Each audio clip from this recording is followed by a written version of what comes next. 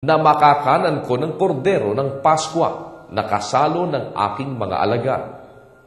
At ituturo niya sa inyo ang isang malaking silid sa itaas na nagagayakan at handa na, at ipaghanda ninyo roon tayo. At nagsiyaon ang mga alagad at nagsipasok sa bayan at nasumpungan ang ayon sa sinabi niya sa kanila, at inihanda nila ang kordero ng Paskwa.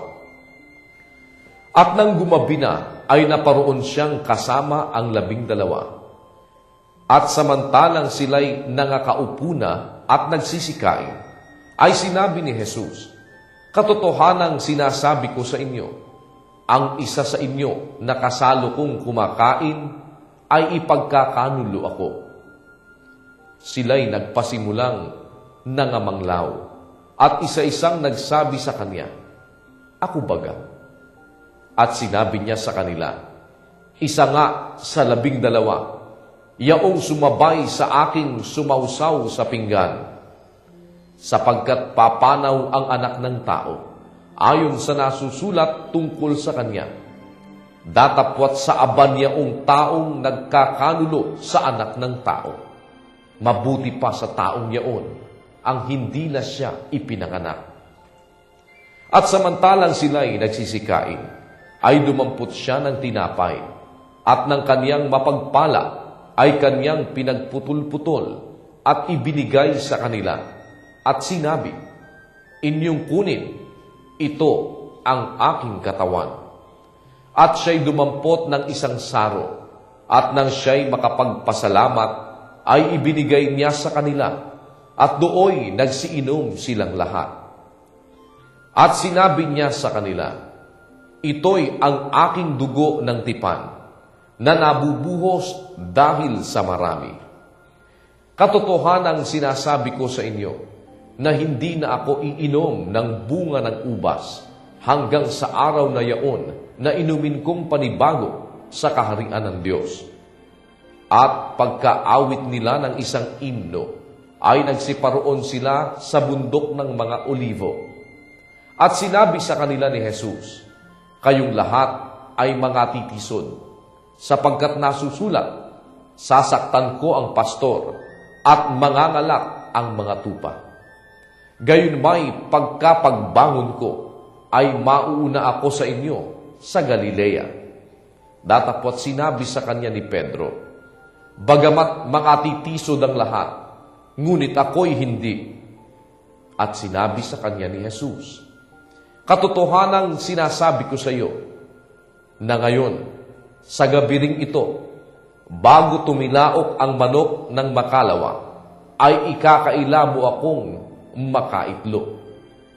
Datapwat lalo nang nagmatigas siya na sinabi, "Kahimat kailangang mamatay akong kasama mo, ay hindi kita ikakaila." At sinabi rin naman ng lahat ang gayon din.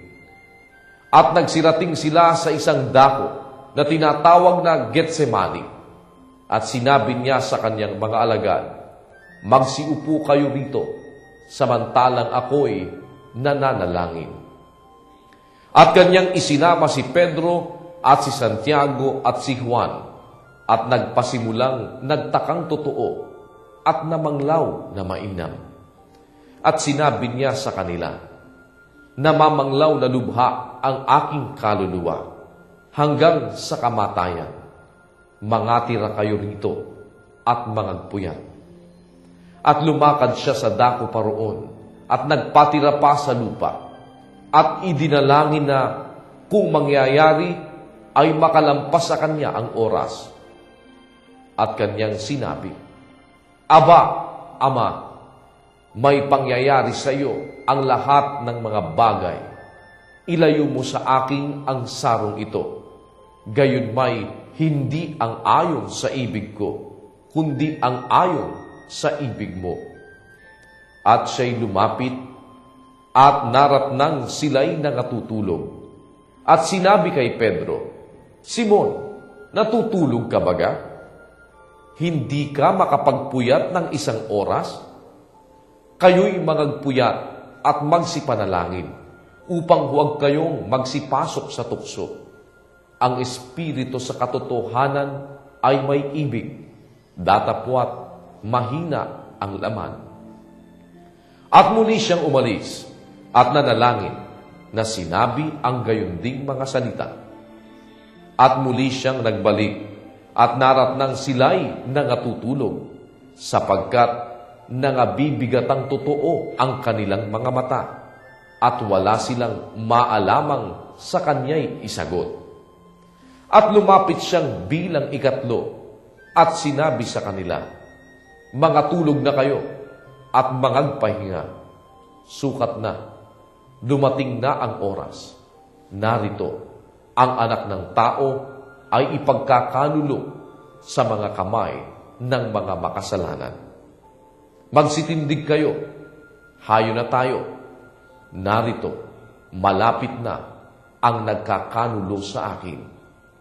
At pagdaka, samantalang nagsasalita pa siya, ay dumating si Judas na isa sa 12, at kasama niya ang isang karamihang may mga tabak at mga panghampas na mula sa mga pangulong saserdote at sa mga eskriba at sa matatanda. Ang nagkanulunga sa kanya ay nagbigay sa kanila ng isang hudyat